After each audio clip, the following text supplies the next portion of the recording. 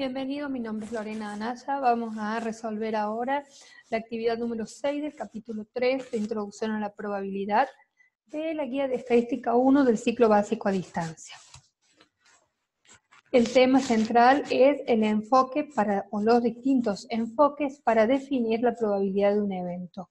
Para que ustedes puedan comprender mejor el análisis que vamos a realizar de cada uno de los puntos del ejercicio, vamos a hacer una pequeña revisión de estos tres enfoques que se definen dentro del material.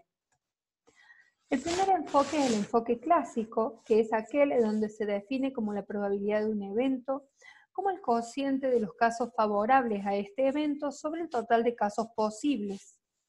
Para poder aplicar este enfoque es necesario conocer todos los resultados del espacio probabilístico y además que todos los resultados sean igualmente posibles. El otro enfoque es el enfoque frecuencial. El enfoque frecuencial asocia el concepto de probabilidad al de frecuencia relativa. Si ustedes recuerdan el capítulo anterior al capítulo 3, ustedes han trabajado con lo que es la frecuencia relativa simple, lo cual se definía como el cociente entre la frecuencia absoluta simple y el tamaño de la muestra. El tercer enfoque, si no se pueden aplicar ninguno de los enfoques o teorías anteriores, porque no es posible repetir el experimento un cierto número de veces, entonces vamos a determinar la probabilidad a través de este enfoque subjetivo. Como principales características, tiene que depende del criterio de quién le asigna ese valor de probabilidad. Y por ende, no tiene rigor científico. Vamos ahora al enunciado del ejercicio. El ejercicio es la actividad 6 que ustedes van a encontrar en la página 153 de la guía de distancia. Dice, para cada uno de los casos que se plantean, indique cuál es el enfoque de probabilidad conveniente para determinar el valor de la probabilidad que se quiere obtener, o el enfoque utilizado en los casos de probabilidades que han sido calculadas. Tenga en cuenta que el orden de preferencia para aplicar alguna teoría o enfoque es el que se utilizó en la presentación de las mismas. Bien, veamos cada uno. El primero dice, ¿cuál es la probabilidad de que haya mayor desempleo el próximo año? Vemos en esta situación que se plantea que no es posible determinar, utilizando los enfoques clásicos y frecuencial, la probabilidad de ocurrencia, dada la inexistencia de datos en el enunciado. Por lo que solo podremos aplicar en este caso el enfoque subjetivo, dependiendo obviamente el valor que se asigne de probabilidad de la persona que está definiendo esta en el ejercicio en particular. Bien, vamos al siguiente caso. Dice, se lanza al aire un dado balanceado. ¿Cuál es la probabilidad de que salga un 2 o un 6? En este caso vemos que el total de casos posibles al lanzar un dado son 6, que sería entonces el número de casos posibles para la situación o evento que se está planteando. Por otro lado, que salga un 2 o un 6, como enuncia la pregunta, tenemos que en un dado tenemos un número 2 y un número 6. Por lo tanto, tendremos dos resultados favorables para el evento que se está planteando. Por lo tanto, aplicando el enfoque clásico, podemos definir la probabilidad de este evento como el cociente entre el total de casos favorables, que será 2, dividido el total de casos posibles, que será 6. Por ende, podemos plantearlo en forma de fracción o trabajarlo como decimal. En este caso yo trabajé con 4 decimales. Podemos decir que la probabilidad de que salga un 2 o un 6 va a ser el 0,333 o el 33,33%. Tanto en el caso del enfoque clásico como en el enfoque frecuencial, cuando nosotros determinemos una probabilidad, podremos trabajarlo con un número que va a ir entre 0 y 1, como en el primer caso, ¿sí? O con un número multiplicando por 100 el valor de probabilidad obtenido, que va a oscilar entre 0 y 100. Lo que sería incorrecto sería, por ejemplo, en este caso, decir que la probabilidad es del 0,3333%. ¿Bien? Bien, vamos al siguiente caso. dice, se elige un punto al azar en un círculo. ¿Cuál es la probabilidad de que esté más cercano al centro que de la circunferencia? Entonces, estamos planteando, como ustedes ven en la figura, dos círculos concéntricos. Y supongamos que tomamos, por ejemplo, para graficar, un círculo que tiene como radio 10.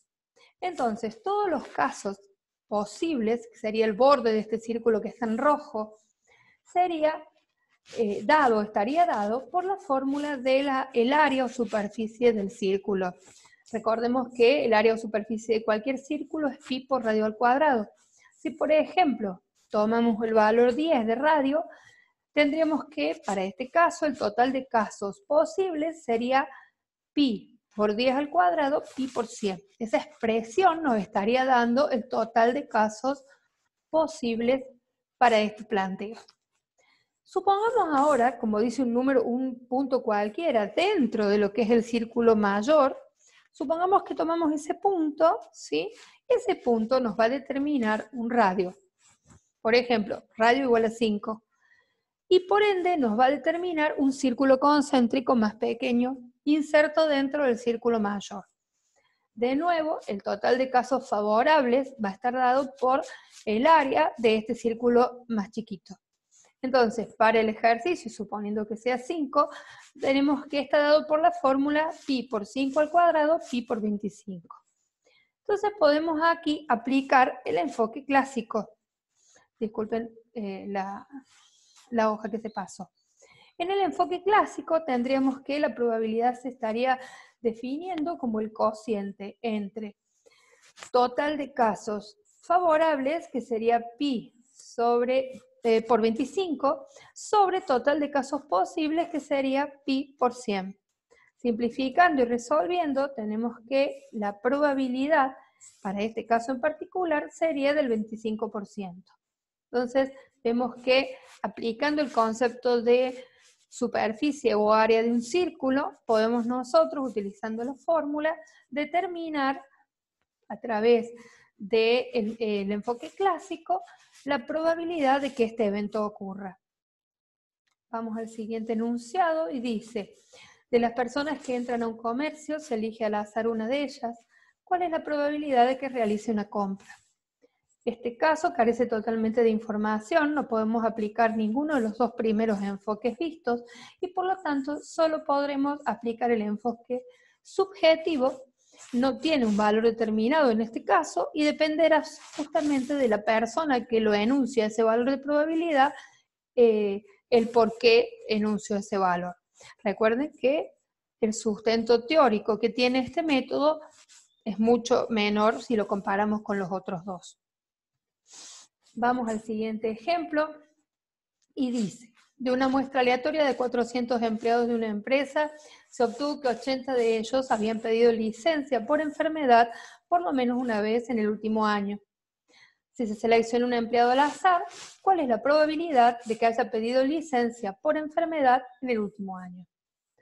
Con la información suministrada podemos nosotros armar una tabla como la que ustedes tienen en la parte izquierda de la imagen. Fíjense que aquí tenemos dos eventos. Pidió licencia por enfermedad, no pidió licencia por enfermedad. Esos son dos eventos que son mutuamente excluyentes. Sus resultados no puede darse uno y el otro al mismo tiempo, ¿sí? Entonces, o un empleado determinado, yo estoy analizando, puede que haya pedido licencia o no haya pedido licencia. Nosotros tenemos que en el enunciado nos dieron que 80 pidieron licencia. Entonces nosotros podemos definir la otra parte del espacio probabilístico por diferencia y decimos que 320 no lo hicieron. Y el total de empleados son 400. Teniendo en cuenta esta tabla, podemos calcular la frecuencia relativa simple, como el cociente. Entonces, en el caso de las personas que pidieron licencia, 80 dividido 400. Con lo cual, y volviendo a lo que me pregunta el ejercicio, la probabilidad de que seleccionado un empleado al azar haya pedido licencia por enfermedad en el último año es de 0,20 o del 20%. Acá estaríamos aplicando el enfoque frecuencial. Recuerden, por ejemplo, que acá también sería incorrecto decir 0,20%. Bien, vamos al siguiente. Dice, para el próximo año, ¿cuál es la probabilidad de que el Producto Bruto Interno per cápita aumente en un 100%? Bueno, este caso es similar a lo visto en el primer enunciado, ¿sí? No es posible determinar usando los enfoques clásicos y frecuencial la probabilidad de ocurrencia dada la inexistencia de datos en el enunciado. Por lo que solo podemos aplicar el enfoque subjetivo. Aquí sí hay un valor de un 100%, que la verdad que no sabemos el asidero ni el fundamento que la persona que lo enunció ha tenido y que depende total y absolutamente de ella. Vamos al siguiente.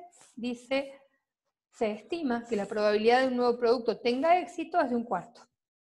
Igual que en el caso anterior, no hay ninguna información previa de en qué se basó la persona para enunciar la probabilidad de 1/4. ¿Y qué quiere decir este cociente? ¿Sí? No tenemos conocimiento nosotros de eso. Por lo tanto, no es viable aplicar los enfoques clásico y frecuencial. Y estaríamos dentro de lo que es una aplicación del enfoque subjetivo. Vamos al siguiente y dice, de un embarque de 100 artículos donde hay 20 defectuosos, se selecciona uno al azar. ¿Cuál es la probabilidad de que resulte defectuoso? Entonces, veamos ahora que acá podemos armar una tablita para ver todas las posibilidades dentro del espacio probabilístico, con dos eventos mutuamente excluyentes de nuevo, defectuoso y no defectuoso. Definimos la frecuencia absoluta simple, que son la cantidad de defectuosos y no defectuosos dentro de la muestra, y calculamos la frecuencia relativa simple. Entonces, de nuevo, la probabilidad de que si yo selecciono un artículo al azar, este resulte defectuoso sería 20 sobre 100, o 0,20, o el 20%. Seguimos con el enunciado próximo y dice, el gerente de compras de una empresa estima que la probabilidad de que un pedido llegue a tiempo es de 0,80.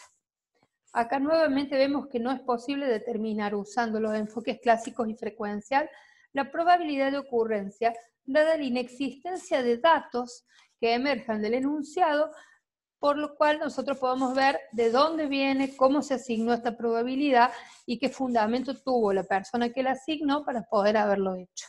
Por lo tanto, estaríamos frente a un enunciado donde se aplicó la teoría frecuencial. Bien, ese valor que se da ahí es un valor que de ninguna manera, en ninguna parte del enunciado está explicado o hay algún elemento que nos permita a nosotros poder determinar en qué se basaron para esa asignación de probabilidad. El último caso dice, la probabilidad de seleccionar un oro en un mazo de cartas españolas es 12 sobre 50 o 12 cincuentavos. Acá nosotros observamos que dentro de lo que es el enunciado de probabilidad hay un cociente, pero tenemos algún elemento más. En el denominador, el valor 50 sería en el total de cartas de un mazo de cartas española, eso lo sabemos. Por lo tanto, en este caso, el 50 indica el total de casos posibles. Por otro lado, sabemos que el mazo de cartas españolas tiene 4 palos y que uno de ellos es el oro.